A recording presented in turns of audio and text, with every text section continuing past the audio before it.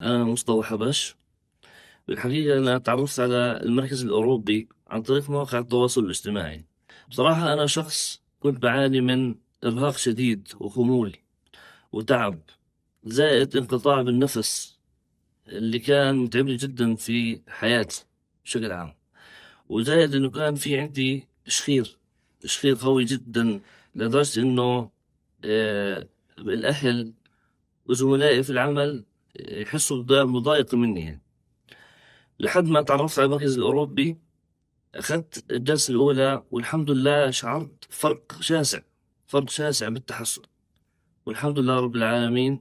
أخذت الجلسة الثانية والجلسة الثالثة، وأموري الحمد لله شتى ما بين وبين. بحب أشكر الدكتور مهند الكسواني والدكتورة عايدة ومساعدينه على ما قدموا لي من رعاية طبية وتوجيهات، والحمد لله يعني حياتي تغيرت جدا جدا جدا.